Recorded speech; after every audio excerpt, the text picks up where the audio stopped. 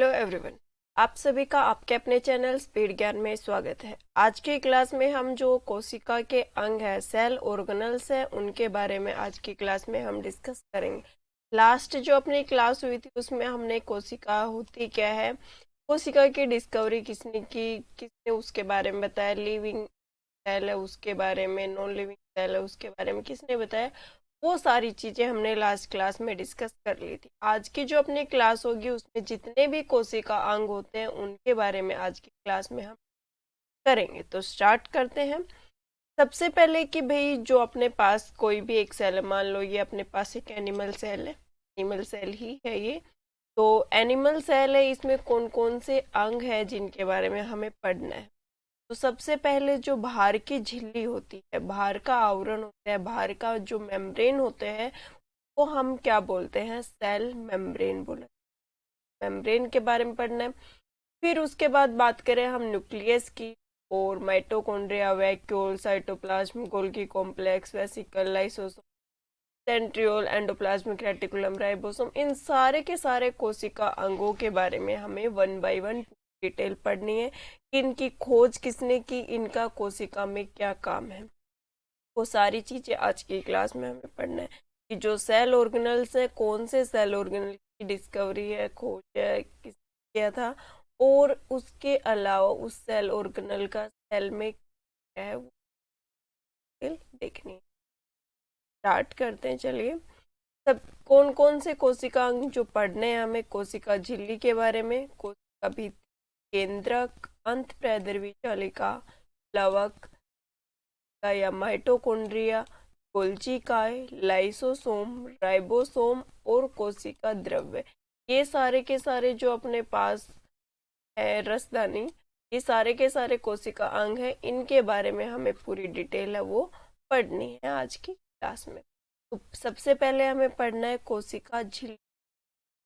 कोशिका झिल्ली है वो क्या चीज है, कहाँ कहाँ पाई जाती है, किस प्रकार का इसका नेचर होता है, और ये काम क्या करती है कोशिका में। तो जो कोशिका झिल्ली है, ये जो जंतु कोशिका है और पादप कोशिका है, चाहे फिर वो प्लांट सेल हो चाहे फिर एनिमल सेल हो, दोनों में पाई जाती है। कोशिका झिल्ली है ये प्लांट सेल और एनिमल सेल दोनों में पाई जाती है। किस चीज की बनी होती है, तो ये प्रोटीन और प्रोटीन लिपिड, प्रोटीन और लिपिड से मिलकर बनी हुई होती है। और ये प्रोटीन लिपिड से बनी हुई है, ये चीज किसने बताई थी, तो ये चीज सबसे पहले निकोलसन और सिंगर, दो साइंटिस्ट थे, निकोलसन और सिंगर। इन्होंने 1972 में बताया था कि कोशिका झिल्ली, सेल मेम्ब्रेन है वो किसकी बनी हुई है, जो प्रोटीन और लिपिड है। एनिमल सेल है वो प्रोटीन और लिपिड से मिलकर बनी हुई होती है। जो अपनी कोशिका झिल्ली है ये सिलेक्टेड चीजों को कोशिका के अंदर आने देती है, सिलेक्टेड चीजों को कोशिका से बाहर जाने देती है। मतलब कौन सी चीज की सेल के अंदर जरूरत है और कौन सी सेल की कोशिका में जरूरत नहीं है, किस किस चीज को कोशिका के अंदर जाना है, किस चीज को कोशिका से बाहर जाना है, ये चीज भी कौन डिटरमाइन करता है, कोशिका झिल्ली। कोशिका झिल्ली है वो ही करती है। तो इसी वजह से इसको क्या बोला जाता है, अर्ध पारगम्य झिल्ली या फिर semi permeable membrane. Semi permeable membrane कौन से कोशिका अंग को कहा जाता है, तो कौन से कोशिका का झिल्ली को सेमी परमिएबल मेम्ब्रेन कहा जाता है। ठीक है। फिर बात करते हैं कि इसका काम क्या, का काम क्या होगा। जो आंतरिक कोशिका अंग है उनको बाहरी वातावरण से, जो बाहर का वातावरण है उससे अलग करने का काम करती है। मतलब एक थैली की तरह काम करती है। देखो ये पूरा का पूरा जो आपको दिखाई दे रहा है, ये पूरी की पूरी बाहर से, ये जो ब्लू कलर में आपको दिखाई दे रही है, पूरी की पूरी क्या है, कोशिका झिल्ली। ठीक है। ये कोशिका झिल्ली है, ये क्या कर रही है, बाहरी पर्यावरण से जो अंदर के कोशिका अंग है इनको क्या कर रही है, अलग करने का काम। अंदर का जो कोशिका अंग है उनको बाहरी पर्यावरण से अलग करने का काम कौन करेगी, कोशिका झिल्ली। कोशिका झिल्ली है वो ये काम करती है। तो कोशिका झिल्ली में मेन चीजें क्या है कि कोशिका झिल्ली बनी किस में होती है, प्रोटीन और लिपिड, प्रोटीन और लिपिड से बनी हुई होती है। अगर हम बात करें जो अपने पास यूनिसेलुलर ऑर्गेनिज्म होते, एक कोशिकीय जीव होते, उनकी कोशिका झिल्ली किससे बनी होती है, तो माइसिन से मिलकर बनी हुई, कोशिका झिल्ली माइसिन से और काइटिन से मिलकर बनी हुई होती है। ठीक है, कोशिका झिल्ली को अर्धपारगम्य झिल्ली कहा जाता है। ये लिपिड और प्रोटीन से बनी हुई है। ये बात 1972 में सिंगर और निकोलसन नामक दो वैज्ञानिक थे, साइंटिस्ट थे, उन्होंने बताया था कि उन्होंने एक मॉडल दिया था जिसका नाम था फ्लूइड मोजाइक मॉडल। उस मॉडल के द्वारा ये चीज डिटरमाइन की गई थी कि कोशिका झिल्ली है वो प्रोटीन और लिपिड से मिलकर बनी हुई होती है। ठीक है, इसके अलावा जो कोशिका झिल्ली है, सेल मेम्ब्रेन है, ये क्या कर रही है, इंटरनल सेल ऑर्गेनल्स है उनको जो आउटर एनवायरनमेंट है उससे क्या करेगी, अलग करने का काम कर। ठीक है, ये हो गया अपना पूरा का पूरा कोशिका झिल्ली के बारे में, पूरा का पूरा अपना जो सेल मेम्ब्रेन है, प्लाज्मा मेम्ब्रेन है, उसके बारे में पूरा का पूरा अपना ये कवर हो गया। नेक्स्ट है अपने पास कोशिका भित्ति। जो कोशिका भित्ति है ये किस किस में पाई जाएगी, पौधों में पाई जाती है और प्रोकैरियोटिक जीव, प्रोकैरियोटिक क्या है ये बोल सकते हो, एक कोशिकीय जीव है उनके अंदर पाई जाती है। कोशिका भित्ति जंतुओं के अंदर नहीं पाई जाती, जो एनिमल सेल है उसमें कोशिका भित्ति नहीं पाई जाती है। ये सिर्फ किस में पाई जाती है, जो पादप होते हैं, पौधे होते हैं उनमें, और प्रोकैरियोटिक या फिर एक कोशिकीय जीव होते हैं उनके अंदर ये पाई जाती है। किससे निर्मित होती है, किससे बनी हुई होती है, ये तो सेल्यूलोज से बनी हुई होती है, सेल्यूलोज से बनी हुई होती है। सेल्यूलोज क्या है, एक कार्बोहाइड्रेट है। ठीक है, तो जो कोशिका भित्ति है पौधों में पाई जाएगी, प्रोकैरियोटिक वो में पाई जाएगी, और ये किससे बनी हुई है, सेल्यूलोज से बनी हुई। ये काम क्या करती है, ये क्या करेगी, स्ट्रेंथ प्रोवाइड करेगी, हार्डनेस प्रोवाइड करेगी। मान लो पौधे, पेड़ की छाल तो देखी हुई होगी सबने, बाहर का जिसको हम लोकल में छोड़ा बोल देते हैं, बाहर का जो उसकी पेड़ की छाल दिखाई देती है हमें, वो किससे बनी हुई है, कोशिका भित्ति, वो पौधे की क्या है, कोशिका भित्ति। तो वो पौधे को क्या करी, कठोरता प्रदान करती है और दृढ़ता प्रदान करती है।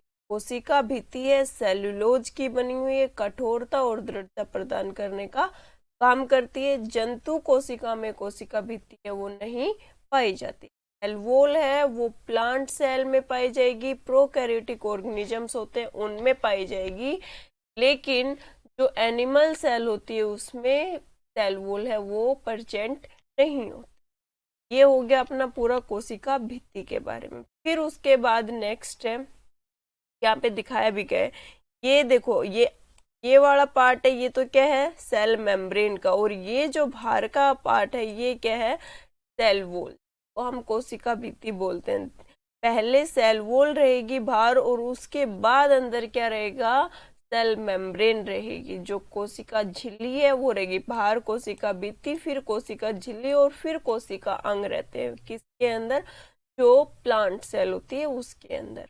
एनिमल सेल में क्या नहीं होता, एनिमल सेल में ये जो कोशिका भित्ति है, सेल वॉल है, ये नहीं पाई जाती, डायरेक्ट क्या रहेगी, कोशिका झिल्ली, सेल मेम्ब्रेन ही उसका भारी आवरण होगा। पौधों के अंदर भारी आवरण किसका होता है, कोशिका भित्ति का भारी आवरण होता है। ठीक है,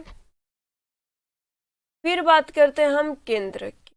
जो अपना केंद्रक है, न्यूक्लियस है, इसकी खोज रॉबर्ट ब्राउन ने की थी, और कब की थी, 1831।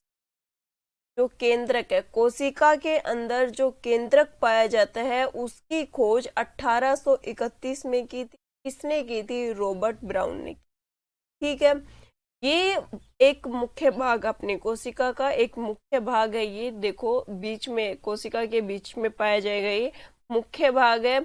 इसके अंदर क्या होता है, जो हमारा डीएनए होता है वो पाया जाता है। केंद्रक के अंदर, न्यूक्लियस के अंदर अपना जो डीएनए होता है वो पाया जाता है, और इस डीएनए के अंदर अपने सारे के सारे वो जीन्स होते हैं जो एक जनरेशन से नेक्स्ट जनरेशन में पास। मतलब जो अनुवांशिक लक्षण एक पीढ़ी से दूसरी पीढ़ी में पास होते हैं वो इसी डीएनए के थ्रू पास होते हैं। और यही डीएनए है, ये किस में पाया जाता है? न्यूक्लियस में, केंद्रक में पाया जाता है। ये जो डीएनए है किसके रूप में? गुणसूत्र के रूप में मौजूद होता है और एक पीढ़ी से दूसरी पीढ़ी में स्थानांतरित होता है। हम अपने पेरेंट्स के जैसे दिखाई देते हैं, किस वजह से? जो ये डीएनए उपस्थित है गुणसूत्र में, उस वजह से। और ये गुणसूत्र है, ये किस में उपस्थित है? अपने केंद्रक के अंदर उपस्थित है। ठीक है, तो कोशिका का मुख्य भाग है, क्योंकि हमारे जीवन के जो सबसे इम्पोर्टेंट चीज है ना, डीएनए, जो गुणसूत्र, जो हमें एक पहचान दे रहा है, हमें जीवन दान दे रहा है, मतलब जीवन दे रहा है, मतलब जो जीन्स है उन्हीं की वजह से अपना पूरा का पूरा स्ट्रक्चर बना हुआ है। सेल्स है, सेल्स के अंदर जो डीएनए है उन्हीं की वजह से अपना पूरा ढांचा बना हुआ है कि अपना हेयर कलर कैसा होगा, अपनी हाइट कितनी होगी, सारी चीजें किसके ऊपर डिपेंड करती है? जीन के ऊपर। जीन कहाँ होते हैं? गुणसूत्र में, क्रोमोजोम में उपस्थित होते हैं। और वो क्रोमोजोम कहाँ उपस्थित है? केंद्रक के अंदर उपस्थित है।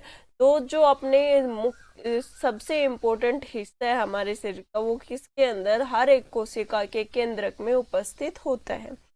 अब जो गुणसूत्र होते हैं वो 80% प्रोटीन से बने होते हैं और 20% उसके अंदर डीएनए पाया जाता है। ठीक है, 80% प्रोटीन और 20% डीएनए। डीएनए की फुल फॉर्म तो आपको पता ही होगी, D oxy ribo nucleic acid. D oxy ribo nucleic acid किसकी फुल फॉर्म होती है? डीएनए की फुल फॉर्म होती है। तो अगर पूछ ले कि गुणसूत्र में कितने प्रतिशत प्रोटीन पाया जाता है, तो 80% प्रोटीन पाया जाता है और 20% डीएनए है वो उपस्थित होते हैं किसमें? जो अपना गुणसूत्र होता है के अंदर। और गुणसूत्र कहाँ पाए जाते हैं? तो हर एक सेल के जो क्रोमोजोम होते हैं उसमें क्या उपस्थित होते हैं? केंद्रक के अंदर क्या उपस्थित? जो अपने उपस्थित होते हैं। अब जो केंद्रक है इसको क्या कहा जाता है? कोशिका का मस्तिष्क कहा जाता है, ब्रेन ऑफ द सेल कहा जाता है। न्यूक्लियस को ब्रेन ऑफ द सेल कहा जाता है। किस वजह से कहा जाता है ब्रेन ऑफ द सेल? क्योंकि ये पूरे के पूरे कोशिका का कौन सा अंग क्या काम करेगा। मान लो एंडोप्लाज्मिक रेटिकुलम है, राइबोसोम है, लाइसोसोम है, कौन सा क्या काम करेगा? वो कौन डायरेक्ट करता है? न्यूक्लियस करता है कि भाई तेरे को ये काम करना है, वो उसको एक डायरेक्शन देने का काम करे। तो कोशिका का मस्तिष्क या ब्रेन ऑफ द सेल कौन से कोशिका अंग को कहा जाता है, कौन से सेल ऑर्गेनल को कहा जाता है? तो वो क्या हो जाएगा? न्यूक्लियस हो जाएगा, या फिर हम बोल सकते हैं केंद्रक। ठीक है, केंद्र की खोज रॉबर्ट ब्राउन ने की। कब की? 1831 में की। केंद्र का काम क्या है? वो हमारे जेनेटिक मटेरियल को कैरी करता है, जिसमें 80% प्रोटीन और 20% डीएनए उसमें पाया जाता है। तो इसका जो निकनेम क्या दिया गया है? कोशिका का मस्तिष्क या फिर ब्रेन ऑफ द सेल इसको कहा जाता है। ठीक है, ये हो गया केंद्रक के बारे में। नेक्स्ट है अपने पास कोशिका द्रव्य। जो कोशिका होती है, जो अपने पास कोशिका होती है उसमें एक तरलीय पदार्थ उपस्थित होता है। कोशिका में तरलीय पदार्थ उपस्थित होता है और उसी तरलीय पदार्थ को हम क्या बोलते हैं? कोशिका द्रव्य। और जो मान लो अपने पास ये क्या है? कोशिका है। ठीक है, बीच में क्या रहेगा? केंद्रक रहेगा। अब यहां से यहां तक जो फ्लूइड भरा हुआ है इसके अंदर, जो तरलीय पदार्थ है वो भरा हुआ है, लिक्विड मटेरियल भरा हुआ है, वो तो क्या हो गया? कोशिका द्रव्य। लेकिन अगर हम इसके अंदर केंद्रक वाला हिस्सा और मिला दें, जो अपना न्यूक्लियस है उसको साइटोप्लाज्म में और मिला दे, तो क्या बन जाएगा? वो प्रोटोप्लाज्म बन जाएगा, जीव द्रव्य बन जाएगा। जीव क्यों बोल रहे हैं? क्योंकि डीएनए की वजह से ही किसका निर्माण होता है? एक जीव का निर्माण होता है। वो आगे कोशिका विभाजन पढ़ाऊंगी, रिप्रोडक्शन की प्रोसेस पढ़ाऊंगी, वहां से समझ में आएगा कि एक जो डीएनए है उससे पूरे जीव का निर्माण कैसे होता है। तो अगर हम जो केंद्रक है उसको और कोशिका द्रव्य को मिला देते हैं तो जीव द्रव्य का निर्माण उसमें होता है। कोशिका द्रव्य है क्या? एक तरल पदार्थ है जो कोशिका में भरा हुआ होता है। ठीक है, नेक्स्ट है अपने पास अंतःप्रेदर्वी जालिका। अंतःप्रेदर्वी जालिका क्या है अंतःप्रेदर्वी जालिका? जो अपना न्यूक्लियस होता है, बीच में क्या था, कोशिका के बीच में न्यूक्लियस था और उसके चारों तरफ सिलेंड्रिकल ट्यूब लाइक स्ट्रक्चर होती है, एक नलियों की जैसी संरचना होती है, जिसको हम क्या बोलते हैं, अंतःप्रेदर्वी जालिका। क्या बोलेंगे उसको हम? अंतःप्रेदर्वी जालिका उसको बोलते हैं। और इस अंतःप्रेदर्वी जालिका की खोज किसने की थी? जो एंडोप्लाज्मिक रेटिकुलम है, ईआर है, इसकी खोज किसने की थी? पोर्टर ने की थी। पोर्टर नाम के वैज्ञानिक थे, उन्होंने ईआर की खोज की थी। जो एंडोप्लाज्मिक रेटिकुलम है, इसको दो हिस्सों में बांटा गया है, किसमें? रफ और स्मूथ एंडोप्लाज्मिक, खुरदरी अंतःप्रेदर्वी जालिका और चिकनी अंतःप्रेदर्वी जालिका। खुरदरी अंतःप्रेदर्वी जालिका ऐसी है जिसके ऊपर राइबोसोम उपस्थित। देखो यहाँ पर आपको दो तरह की जो ट्यूब लाइक स्ट्रक्चर है वो दिखाई दे रही है, एक ये वाली ट्यूब लाइक स्ट्रक्चर है और एक ये वाली। तो इसके ऊपर देखो आपको छोटे छोटे बिंदु से दिखाई दे रहे, छोटे छोटे डॉट दिखाई दे रहे। ये डॉट क्या चीज है? ये है राइबोसोम, ये है राइबोसोम। और इसके ऊपर कुछ भी नहीं दिखाई दे रहा, बिल्कुल प्लेन दिखाई दे रही। तो कोई भी प्लेन चीज है वो कैसी है? हम जब उसके ऊपर से हाथ रख के उसके ऊपर को फील करने की कोशिश करेंगे तो कैसा? चिकना महसूस होगा। और किसी चीज के ऊपर एक प्लेन सरफेस, उसके ऊपर हमने कोई चीज रख दी तो उसके ऊपर थोड़ा खुरदरा महसूस होगा। तो उसी के हिसाब से इसका नाम रख दिया कि जिस अंतःप्रेदर्वी जालिका के नलिकाओं में क्या है, राइबोसोम उपस्थित है, तो उसको तो हम क्या बोलेंगे? खुरदरी अंतःप्रेदर्वी जालिका। क्या बोलेंगे? खुरदरी अंतःप्रेदर्वी जालिका। और जिसके ऊपर राइबोसोम उपस्थित नहीं है उसको हम क्या बोलेंगे? चिकनी अंतःप्रेदर्वी जालिका या फिर स्मूथ एंडोप्लाज्मिक रेटिकुलम। तो अंतःप्रेदर्वी जालिका को दो हिस्सों में बांट दिया, कौन कौन सी? खुरदरी और चिकनी। खुरदरी अंतःप्रेदर्वी जालिका है, उसके ऊपर राइबोसोम उपस्थित होते हैं और राइबोसोम का एक ही काम होता है, सेल के अंदर क्या करना? प्रोटीन सिंथेसिस करना, प्रोटीन का संश्लेषण करना। तो जिसके ऊपर राइबोसोम उपस्थित है, मतलब खुरदरी अंतःप्रेदर्वी जालिका पर राइबोसोम उपस्थित है, तो वो वहां पर क्या करेंगे? जो प्रोटीन का संश्लेषण है, प्रोटीन सिंथेसिस करने का काम है, वो वहां पर करते हैं। चिकनी अंतःप्रेदर्वी जालिका है, वो क्या करेगी? वसा और लिपिड का निर्माण करते। वसा और लिपिड की जो फैट और लिपिड्स होते हैं उनकी सिंथेसिस में कौन हेल्प करता है? स्मूथ एंडोप्लाज्मिक रेटिकुलम है, वो वहां पर सहायता करेगा। ठीक है, ये हो गया अंतःप्रेदर्वी जालिका के बारे में। खोज पोर्टर ने की थी। दो प्रकार होते हैं, रफ और स्मूथ। रफ है, उसमें राइबोसोम उपस्थित है, इसलिए उसको क्या बोल दिया? रफ बोल दिया। वो प्रोटीन सिंथेसिस करती है। और जो स्मूथ एंडोप्लाज्मिक रेटिकुलम है उस पे राइबोसोम उपस्थित नहीं है, वो क्या करेगी? फैट और लिपिड का सिंथेसिस करने में सहायक होती है। फिर उसके बाद है अपने पास गोल्जी उपकरण। गोल्गी उपकरण या गोल्जी काय भी कहा जाता है इसको। ठीक है, गोल्जी अपरेटस या गोल्जी काय इसको कहा जाता है। जो गोल्जी काय है, इसकी खोज कैमिलो गोल्गी नामक एक वैज्ञानिक थे, उन्होंने की थी। अपने नाम पे ही उन्होंने इस सेल ऑर्गेनल का नाम रख दिया। कैमिलो गोल्गी नामक एक वैज्ञानिक थे, उन्होंने इसकी खोज की थी। और इसका निर्माण कैसे होता है? इसका निर्माण जब अंतःप्रेदर्वी जालिका टूटती है तो उसकी वजह से किसका निर्माण हुआ? गोल्जी उपकरण का या गोल्जी काय का निर्माण होता है। जब अंतःप्रेदर्वी जालिका टूटती है तो उसकी वजह से किसका निर्माण होता है? तो उसकी वजह से किसका निर्माण होगा? गोल्जी काय का या गोल्जी उपकरण का निर्माण होता है। ये काम क्या करेगी? ये जितना भी ठोस और तरल पदार्थ है उसका परिवहन करने, मतलब एक जगह से दूसरी जगह भेजने में और उसका भंडार करने में, उसका स्टोरेज करने में गोल्जी काय है वो कोशिका में जितना भी लिक्विड और सॉलिड मटेरियल है उसके ट्रांसपोर्ट में और उसके स्टोरेज में क्या करती है? हेल्प करती है। ठीक है, इसलिए इसको क्या कहा जाता है? Traffic police.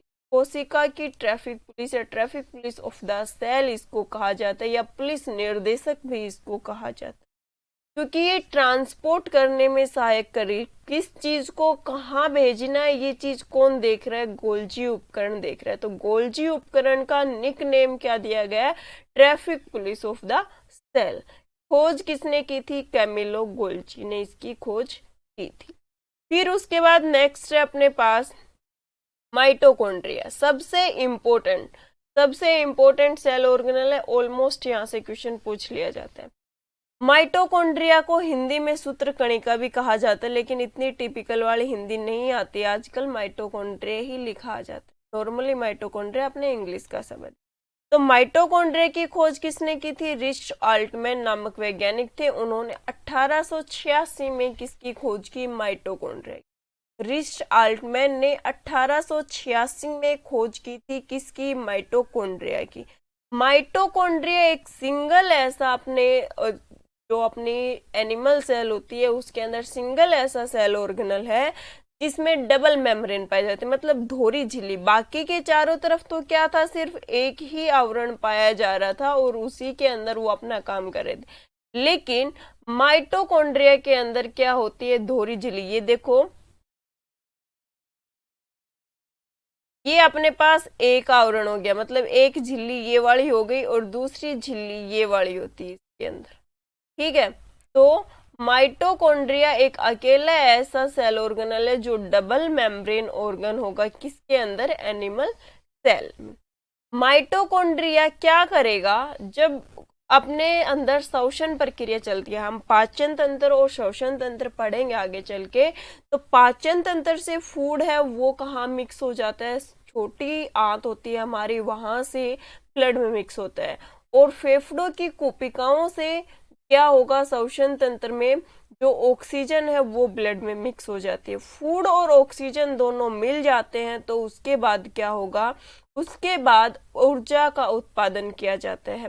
कैसे किया जाता है वो पूरा श्वसन तंत्र में पढ़ाऊंगी। तो जो ऊर्जा का उत्पादन होता है वो कहाँ पर हो रहा है? माइटोकॉन्ड्रिया में। और जो ऊर्जा बन रही है, रासायनिक ऊर्जा, किसकी फॉर्म में? एटीपी, एडेनोसाइन ट्राइफॉस्फेट, एटीपी की फॉर्म में जो एनर्जी बन रही है, जो ऊर्जा बन रही है, वो कहाँ पर संग्रहित होगी, कहाँ पर स्टोर होगी? माइटोकॉन्ड्रिया में। ये ऊर्जा को बनाने में सहायक है, उसको स्टोर करने में सहायक है, इसलिए इसको क्या कहा जाता है? Power house of the cell, कोशिका का बिजली घर इसको कहा जाता है। ठीक है, माइटोकॉन्ड्रिया की खोज 1886 में हुई। किसने की? रिच आल्टमैन ने की। डबल मेम्ब्रेन ऑर्गन है, धोरी झिल्ली का आवरण पाया जाता है। क्या करेगा? ऊर्जा को, जो रासायनिक ऊर्जा होती है एटीपी, एडेनोसाइन ट्राइफॉस्फेट, उसको स्टोर करने का काम करता है और रेस्पिरेटरी सिस्टम में उसकी फॉर्मेशन में भी सहायता करता है। इसलिए इसको क्या कहा जाता है? Power house of the cell इसको कहा जाता है। क्या कहा जाता है? Power house of the cell, कोशिका का बिजली घर इसको कहा जाता है। इसके अलावा माइटोकॉन्ड्रिया एक एनिमल सेल में सिंगल ऐसा सेल ऑर्गेनल है जिसके पास खुद का डीएनए है और राइबोसोम है। देखो, डीएनए कहाँ था? एक तो केंद्रक में तो रहेगा ही रहेगा, क्योंकि वहां पे क्या है? क्रोमोजोम है। क्रोमोजोम में क्या रहता है? डीएनए रहता है, हमारे जीन्स रहते हैं, वो सारी चीजें वहां तो रहेगा ही रहेगा, मेन साइट है उसकी। लेकिन केंद्रक के अलावा, न्यूक्लियस के अलावा और माइटोकॉन्ड्रिया कहाँ पर रहेगा? तो न्यूक्लियस के अलावा और जो डीएनए है वो कहाँ रहेगा? माइटोकॉन्ड्रिया में रहेगा। न्यूक्लियस के अलावा पूछ ले कि कौन सा कोशिका अंग है केंद्रक को छोड़कर जिसके पास खुद का डीएनए होता है, तो किसके पास रहेगा? माइटोकॉन्ड्रिया के पास। माइटोकॉन्ड्रिया में खुद का डीएनए है वो रहता है। तो ये चीज ध्यान रखना, माइटोकॉन्ड्रिया के पास खुद का डीएनए होता है, खुद के राइबोसोम उपस्थित होते हैं। इसे कहा क्या जाता है? Power house of the cell या फिर कोशिका का बिजली घर इसको कहा जाता है। ये हो गया अपना माइटोकॉन्ड्रिया के बारे में। इसकी स्ट्रक्चर है वो कुछ इस प्रकार से, देखो जो ये आपको ब्लूइश कलर में दिखाई दे रही है, ये वाला ब्लूइश कलर में जो चीज आपको दिखाई दे रही है, ये क्या है? डीएनए है। क्या है ये? डीएनए। और ये ग्रीनिश कलर में दिखाई दे रहा है, ये क्या है? राइबोसोम। तो ये दोनों इसमें पाए जाते हैं और डबल मेम्ब्रेन स्ट्रक्चर है वो इसमें होती है। फिर है उसके बाद लाइसोसोम। नेक्स्ट है लाइसोसोम। लाइसोसोम है वो कुछ इस प्रकार से रहता है, इसके अंदर क्या पाए जाते हैं? डाइजेस्टिव एंजाइम है वो उपस्थित होते हैं। तो लाइसोसोम है इसकी खोज किसने की थी? तो डी डुए नामक वैज्ञानिक थे। कौन? D Doue. लाइसोसोम की खोज किसने की थी? डी डुए नामक एक साइंटिस्ट थे, उन्होंने खोज की। लाइसोसोम में इसको क्या कहा जाता है? इसका भी निकनेम दिया गया है क्या? आत्मघाती थैली। कोशिका की आत्मघाती थैली या फिर सुसाइड बैग इसको कहा जाता है। क्यों कहा जाता है सुसाइड बैग? तो लाइसोसोम के अंदर कुछ पाचक एंजाइम पाए जाते हैं। जो लाइसोसोम होता है उसमें पाचक एंजाइम पाए जाते हैं, और ये पाचक एंजाइम नॉर्मली तो इनका काम क्या है कि भाई कोशिका में कोई भी अपशिष्ट पदार्थ आ गया या फिर कोशिका का कोई हिस्सा क्षतिग्रस्त हो गया, मतलब डैमेज हो गया, सेल का कोई भी पार्ट या कोई वेस्ट आ रहा है, उसको खाने का काम। लेकिन कई बार उसकी जब मेटाबॉलिक एक्टिविटी पूरी नहीं हो पाती तो उसकी वजह से जो ये एंजाइम्स है इनकी रिक्वायरमेंट पूरी नहीं होती, ये क्या करेंगे? अपनी ही सेल को रैप्चर करके बाहर आ जाएंगे और खुद की सेल को खा जाते हैं। जब इनकी मेटाबॉलिक एक्टिविटी पूरी नहीं होती है तो उस टाइम पे डाइजेस्टिव एंजाइम्स है वो अपनी ही सेल को क्या करेंगे? रप्चर कर देंगे और सेल से बाहर आ जाएंगे और आकर अपनी खुद की सेल को ही खा जाते हैं। इसलिए इसको क्या कहा जाता है? आत्मघाती थैली या सुसाइड बैग कहा जाता है। लाइसोसोम को क्या बोलेंगे? सुसाइड बैग बोलेंगे, आत्मघाती थैली बोलेंगे। खोज किसने की थी? डी डुए ने की थी।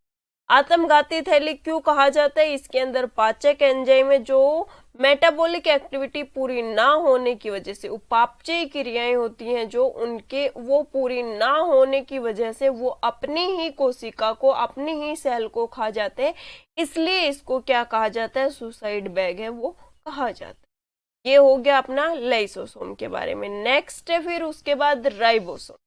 नेक्स्ट जो कोशिका अंग है क्या है? राइबोसोम। राइबोसोम में इसकी खोज किसने की थी? जॉर्ज ई पेलाडे। जॉर्ज ई पेलाडे नामक एक वैज्ञानिक था, उसके द्वारा डिस्कवर किया गया था राइबोसोम।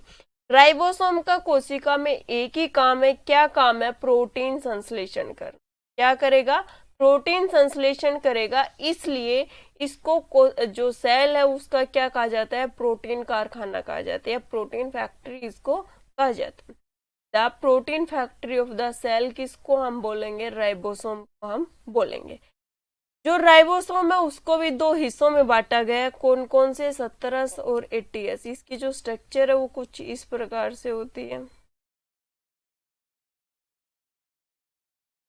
ऊपर वाली सब छोटी यूनिट होती है 70s और नीचे वाली होती है क्या? 80s।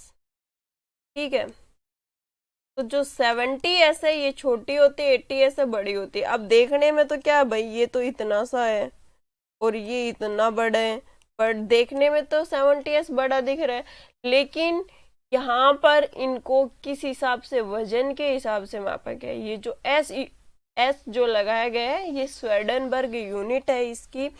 जब किसी चीज को पानी के अंदर मूव करवाया जाता है तो वो डूब रही है, तैर रही है, तो वहां पे किसका यूज करते हैं? स्वेडनबर्ग। जैसे कि हम लेंथ को मेजर करते हैं तो वहां पे हम मीटर यूनिट का यूज करते हैं। सेम इसी प्रकार से यहाँ पर पानी के अंदर कोई या फिर किसी भी तरल पदार्थ में कोई चीज गति कर रही है तो उसके लिए स्वेडनबर्ग यूनिट का यूज किया जाता है। तो राइबोसोम है ये दो प्रकार के होंगे, 70s और 80s। 70s है वो छोटी यूनिट है, 80s है वो बड़ी यूनिट होती है। 70s है वो प्रोकैरियोटिक में पाई जाएगी और 80s है वो किस में? दोनों में पाया जाता है। प्रोकैरियोटिक और यूकैरियोटिक दोनों तरह के जो जीव होंगे उनमें 80s पाया जाता है। ठीक है, 70s सिर्फ प्रोकैरियोटिक जो एक कोशिकीय के जीव होते हैं, यूनिसेलुलर ऑर्गेनिज्म, उसमें पाया जाता है। राइबोसोम की खोज जॉर्ज ई पेलाडे ने काम क्या करता है? प्रोटीन संश्लेषण। क्या कहा जाता है? प्रोटीन फैक्ट्री कहा जाता है, प्रोटीन कारखाना कहा जाता है। दो हिस्सों में बांटा गया, 70s 80s। 70s है वो छोटा हिस्सा है, 80s है वो क्या है? बड़ा हिस्सा है। प्रोकैरियोटिक में सिर्फ 70s पाए जाते हैं, यूकैरियोटिक में दोनों तरह के प्रोकैरियोटिक और 80s और 70s दोनों तरह के जो राइबोसोम में उपस्थित होते हैं। नेक्स्ट है अपने पास लवक। लवक या फिर प्लास्टिड इसको हम बोल सकते हैं। लवक है ये सिर्फ पौधों में पाई जाती है। लवक है ये सिर्फ पौधों के अंदर पाई जाती है। ये जो एनिमल्स होते हैं उनमें नहीं पाई जाती, मतलब सिर्फ प्लांट सेल में पाई जाएगी, एनिमल सेल में नहीं। इसके बारे में अर्नेस्ट हैकल ने बताया था 1866। अर्नेस्ट हैकल ने 1866 में बताया था। और ये इसका काम क्या है, ये पौधे को जो अलग अलग रंग प्रदान, हरा रंग है पत्तियों का, फूल का पीला रंग है, गुलाबी रंग है, फल है वो अंदर से व्हाइट है या फूल व्हाइट कलर के आ रहे, तो अलग अलग जो रंग प्रदान किए जा रहे पौधे को, वो किसकी वजह से होता है, लवक की वजह से। जैसे हमने एनिमल सेल में पढ़ा कि माइटोकॉन्ड्रिया के पास में क्या था, खुद का डीएनए था, इसी प्रकार से जो प्लास्टिड होती है या फिर लवक है पौधे के अंदर, प्लांट सेल के अंदर, उसमें भी खुद का डीएनए पाया जाता है। प्लास्टिड के अंदर खुद का डीएनए उपस्थित होता है। ये 3 भागों में विभाजित किया गया है कि कौन सी लवक है या फिर कौन सी प्लास्टिड है जो पौधे को अलग अलग कलर प्रदान करेगी। कौन कौन सी है, क्लोरोप्लास्ट, हरित लवक, इसको हिंदी में बोलेंगे क्लोरोप्लास्ट, इंग्लिश का शब्द है।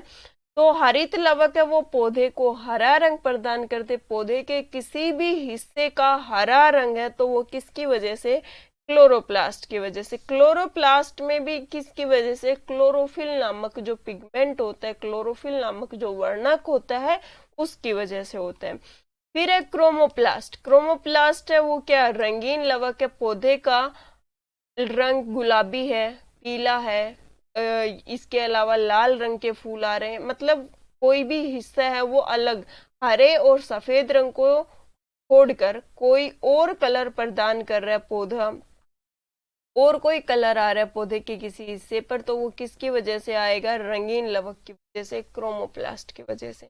और फिर है ल्यूकोप्लास्ट, जो सफेद हिस्सा होता है पौधे का, सफेद हिस्सा, चाहे फिर वो तना हो सफेद या फिर कोई फूल लग रहा हो सफेद रंग का, या कच्चा फल होता है जो अंदर से सफेद होता है, तो वो किसकी वजह से, ल्यूकोप्लास्ट की वजह से, रंगहीन लवक की वजह।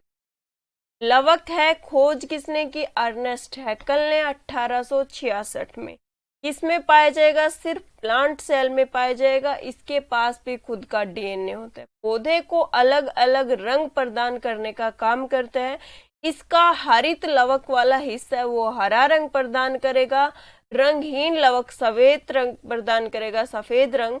और क्रोमोप्लास्ट रंगीन लवक है वो पौधे को अलग अलग कलर प्रदान करता है, जैसे कि गुलाबी हो गया, पीला हो गया, इसके अलावा नीला हो गया, कोई भी कलर हरे को और सफेद को छोड़कर और कोई भी कलर है वो किस वजह से है, रंगीन लवक की वजह से।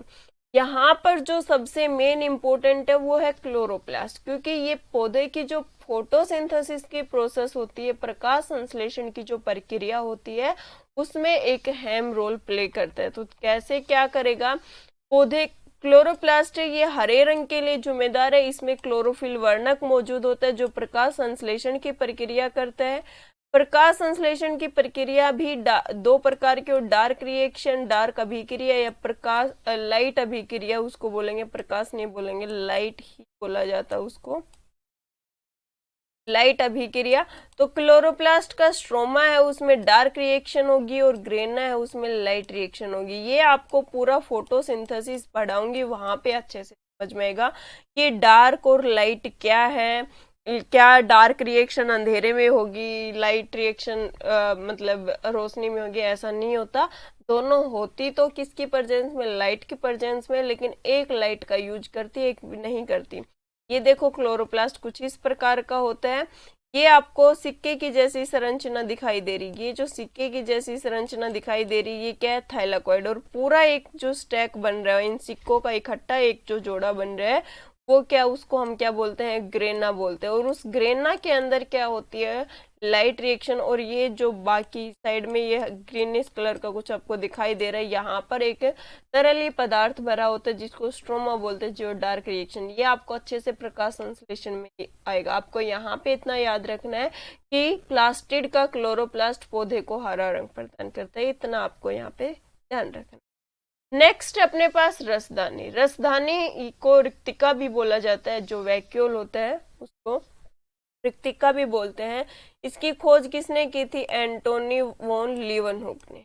एंटोनी वॉन लीवनहुक ने और क्या खोज की थी? जीवित कोशिका की खोज की थी। कब की थी? 1674 में की थी। कल जो क्लास हुई थी उसमें आपको समझ गई थी।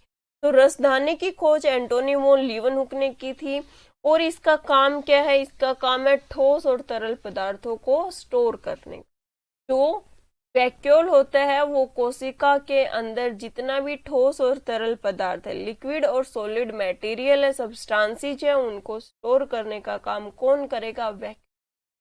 वैक्यूल है। इसका साइज जो प्लांट्स होते हैं उनमें बड़ा होता है और जंतुओं के अंदर छोटा होता है। वैक्यूल का साइज प्लांट्स में बड़ा होगा और जंतुओं के अंदर छोटा होगा। ऐसा क्यों होता है? प्लांट्स में बड़ा और जंतुओं में छोटा, क्योंकि प्लांट्स को ज्यादा पानी की जरूरत पड़ती है और वैक्यूल क्या कर रहा है? लिक्विड स्टोरेज करने का काम कर रहा है। तो प्लांट्स को अपनी हर एक कंडीशन, हर एक रिक्वायरमेंट पूरी करने के लिए ज्यादा पानी की, ज्यादा लिक्विड मटेरियल की जरूरत पड़ती है। इसलिए पौधों के अंदर वैक्यूल का साइज बड़ा होता है, रसायनिक का साइज बड़ा होता है और जंतुओं में साइज छोटा होता है। ये हो गया अपना रसधानी के बारे में। इसी के साथ अपने सारे के सारे जो सेल ऑर्गेनल्स हैं वो कंप्लीट हो गए। क्या क्या पढ़ा हमने? कोशिका झिल्ली के बारे में पढ़ा, कोशिका भित्ति के बारे में पढ़ा, कोशिका द्रव्य, केंद्रक, अंत प्रद्रवी जालिका, राइबोसोम, लाइसोसोम, लवक, और इसके अलावा माइटोकॉन्ड्रिया, गोल्जी काय, प्लास्टिड और अपनी रसधानी। इन सब चीजों के सारे जो सेल ऑर्गेनल थे उनके बारे में हमने पूरी डिटेल पढ़ ली है। नेक्स्ट जो अपनी क्लास होगी उसमें हम कोशिका विभाजन, जो सेल डिवीजन है, उसके बारे में पढ़ेंगे। इंपॉर्टेंट पार्ट है, क्वेश्चन ले जाते हैं नॉर्मली वहां से। नेक्स्ट क्लास में हम सेल डिवीजन पढ़ेंगे। आज के सेशन में इतना ही। अगर वीडियो आपको कुछ इंफॉर्मेटिव लगी तो प्लीज लाइक कर देना, शेयर कर देना, और जो चैनल पे न्यू है वो चैनल को सब्सक्राइब कर लीजिए, बेल आइकन प्रेस कर लीजिए, ताकि आगे जो भी वीडियो अपलोड हो उसका नोटिफिकेशन आपको मिलता रहे। Thank you so much. Have a nice day.